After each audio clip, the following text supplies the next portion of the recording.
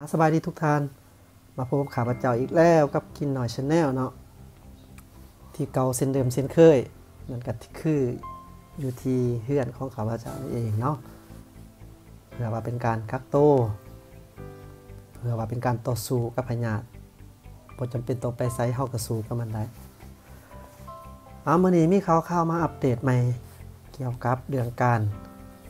เข้าออกเขาอยู่ที่ระหว่างชายแดนประเทศลาวและไทยเนาะซึ่งได้มีเพจหนึ่งเพิ่นได้โพสต์ลงว่าถึงมีใบ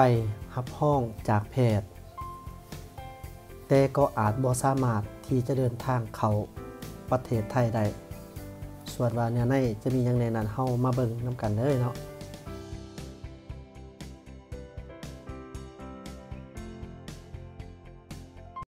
คนไทยเตือนมีใบรับรองแพทย์ก็อาจกลับเข้าไทยบ่ได้โพสต์บายศรีสวัสดิ์อินไซด์ลาวในวันที่31เดือน3ปี2020เตือนคนไทยและคนต่างชาติ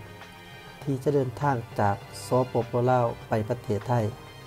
ให้ใส่ใบรับรองแพทย์จากโรงหมอรัฐเท่านั้น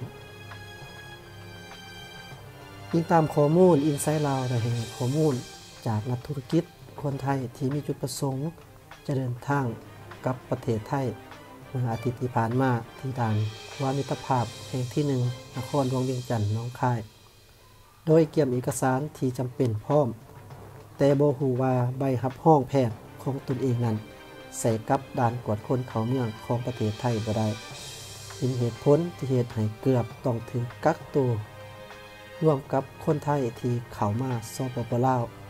ทั้งที่ตนเองหาก็ออกไปแล้วต้องได้กลับเข้ามาใหม่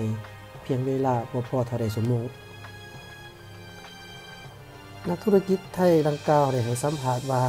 ก่อนหน้านี้ได้รับการยืนยันจากหน่วยงานที่เกี่ยวข้องของไทยว่าใบรับรองแพทย์จากโรงหมอเอกชนแห่งหนึ่งสามารถใส่เพื่อยืนยันสุขภาพเพื่อเข้าประเทศไทยได้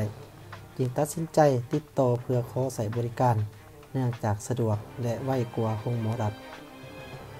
และใส่ข้อมูลดังกล่าวในการยืนยันกับด่านกวดคนขาออกจากสปป.ลาวเพื่อขอขามขั้วมิตรภาพกลับไปประเทศไทยทั้งนี้ถึงว่ารถโดยสารขามขั้วมิตรภาพระหว่างนครหลวงเวียงจันทน์หาหนองคายมีเที่ยวรถให้บริการหน่อยหลายจนถึงต้องท่ารถดนหรือบางคนต้องอาศัยรถบรรทุกสินค้าขามก็ตามแต่เมื่อขามไปฮอดฝั่งไทยแล้วด่านฝั่งไทยได้ปฏิเสธเอกสารดังกล่าวโดยระบุว่าต้องใส่เอกสารจากโรงหมอรัฐเท่านั้นกรณีนี้ทางเว็บอินไซด์ลาว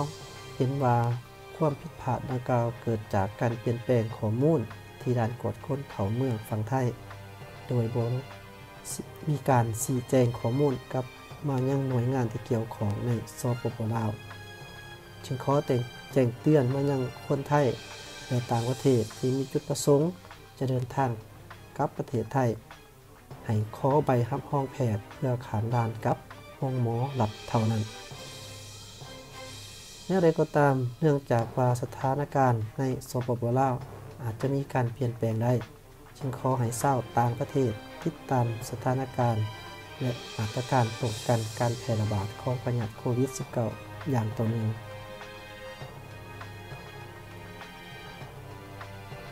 อินไซด์ลาว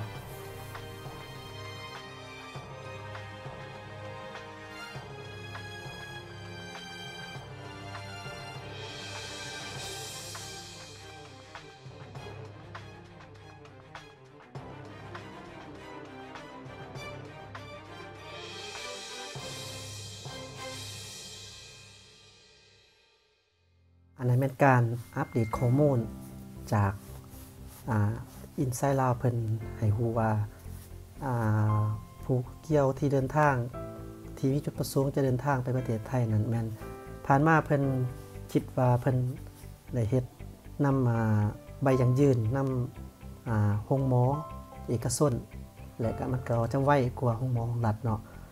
และเพิ่นยืนยันว่ามันใส่ได้แต่ว่าหลังจากที่ว่า เอาขามตัวจริงแล้วทั้งฟังไทยเพิ่นก็ได้บอกว่าต้องแม่นใส่เฉพาะโรงหมอทางภาครัฐบาลเท่านั้นครับอันนั้นอาจจะแม่นเป็นเรื่องการที่การสื่อสารเนาะหรือว่าความเข้าใจผิดแต่ถึงอย่างไรก็ดีเนาะเขาก็ต้องได้เฮ็ดตามกฎระเบียบบ้านเมืองที่เพิ่นได้วางออกดีที่สุดเนาะเอาไปสิไปใส่มาใส่สิจังได๋ก็ขอให้ระมัดระวังและเฮ็ดไปตามทางภาครัฐเพิ่นได้ออกแจ้งการเพื่อว่าจะเป็นการสะดวกในการไปมาของเรานั่นเองเนาะและก็จะบ่เป็นการเสียเวลาพร้อมทางบ่เป็นการเสี่ยงในการที่จะติดเอาเชื้อพยาธิสำหรับคลิปนี้ข้าพเจ้าขออัปเดตข้อมูลให้ทุกท่านได้รับทราบเพียงตอนนี้ก่อนเนาะสำหรับใครผู้ที่มีข้อมูลชัดเจนถ้าอยากแนะนำให้ข้าพเจ้ารับรู้ก็สามารถคอมเมนต์ไว้ได้ข้าพเจ้าจะไปเบิ่งเพื่อว่าจะเฮ็ดให้ข้าพเจ้ามีความเข้าใจกว่าเก่าเนาะสำหรับคลิปนี้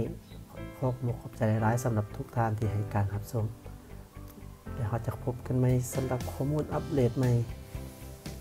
สบายดี